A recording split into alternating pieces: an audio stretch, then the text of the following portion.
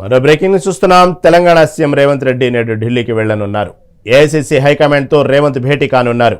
బీసీలకు 42% రిజర్వేషన్ల అంశంపై సీరియస్గా ఉన్న ప్రభుత్వం ఇప్పటికే మంత్రులతో సబ్ కమిటీ వేసింది. ఈ కమిటీ సమావేశమై బీసీలకు 42% రిజర్వేషన్ల అంశంపై చర్చించింది. ఇక ఇదే అంశంపై సీఎం రేవంత్ న్యాయ నిపుణులతో భేటీ అయ్యే ఛాన్స్ ఉంది.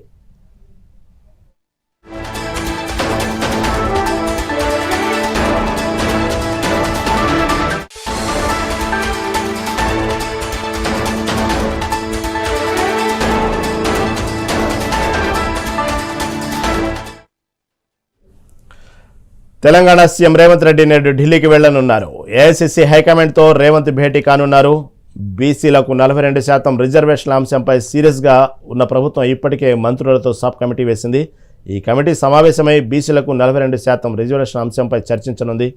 ఇదే అంశంపై సీఎం రేవంత్ న్యాయ నిపుణులతో భేటీ అయ్యే ఛాన్స్ ఉంది. దీని గురించి మరింత సమాచారం మా సీనియర్ కరెస్పాండెంట్ శ్రీనివాస్ అందిస్తారు.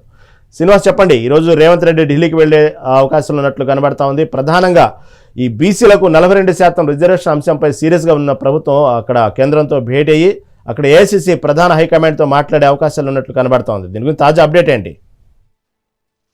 ఈరోజు సీఎం రేవంత్ రెడ్డి ఢిల్లీ వెళ్లే అవకాశం ఉంది. ఎందుకంటే ఈ ప్రధానంగా బీసీలకు 42% రిజర్వేషన్ అంశానికి సంబంధించి కావచ్చు, అదేవిధంగా ఎమ్మెల్యేలకు స్పీకర్ నోటీసులు ఇచ్చిన అంశంపై కూడా ఢిల్లీలోని న్యాయ నిపుణుడు ఇప్పటికే అంటే రాజ్యసభ సభ్యుడు అభిషేక్ మను సింఘ్వి న్యాయ నిపుణుడు, అదేవిధంగా ఏదైతే ఇప్పుడు ఇండియా కూటమికి సంబంధించిన అభ్యర్థి ఉపరాష్ట్రపతి అభ్యర్థి సుదర్శన్ రెడ్డి సంబంధించిన న్యాయ సలహాలు కూడా తీసుకుంటారని తెలుస్తుంది. ఈ నేపథ్యంలో కూడా హైకమాండ్ పెద్దల్ని కూడా కలిసి ఈ అంశాలపై కూడా చర్చిస్తారని కూడా తెలుస్తుంది. అయితే దీనికి సంబంధించి ఇప్పటికే అంటే సీఎం రేవంత్ రెడ్డితో పాటు ఇటు సబ్ కమిటీ ఇప్పటికి సీఎం రేవంత్ రెడ్డి అంటే గాంధీ భవన్ లో జరిగినటువంటి పిఎస్సీ సమావేశంలో కూడా లోకల్ బాడీ ఎన్నికలకు సంబంధించి కావచ్చు, అదేవిధంగా ఇటు బీసీలకు 42% రిజర్వేషన్ల అంశానికి సంబంధించి ఒక సబ్ కమిటీని ఏర్పాటు చేశారు. ఈ సబ్ కమిటీలో ఉత్తమ్ కుమార్ రెడ్డి, బట్టి విక్రమార్క, పొన్నం ప్రభాకర్, అదేవిధంగా సీతక్క, శ్రీధర్ బాబు ఉన్న నేపథ్యంలో కూడా వారితో కలిసి ఢిల్లీకి వెళ్లాలని కూడా భావించారు. సీఎం రేవంత్ రెడ్డితో పాటు కూడా వారు సబ్ కమిటీ సభ్యులు కూడా వెళ్తారు. అయితే ఇప్పటికే ఈ సబ్ కమిటీ నిన్న అంటే సమావేశమైంది, ప్రత్యేకంగా సమావేశమై కూడా చర్చించింది. ఆ నివేదికను అందజేస్తుంది.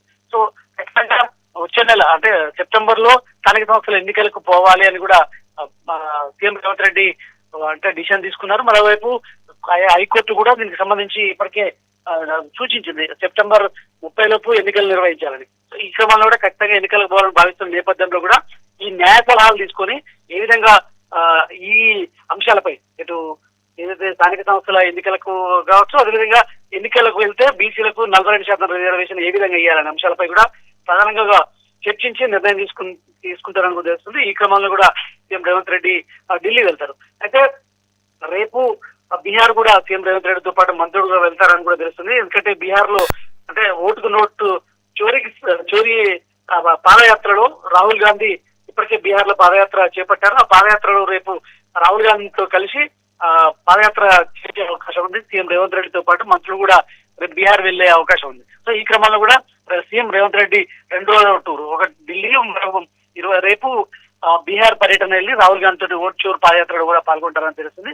ఈ క్రమంలో కూడా ఈ రోజు ఉస్మానియా యూనివర్సిటీలో పర్యటిస్తారు. ఉస్మానియా యూనివర్సిటీలో కూడా అభివృద్ధి కార్యక్రమాలతో పాటు హాస్టల్ భవనాన్ని కూడా సీఎం రేవంత్ రెడ్డి ప్రారంభించి అక్కడ మాట్లాడిన తర్వాత ఢిల్లీ పర్యటన వెళ్తారు. Right Srinivas, thank you for update.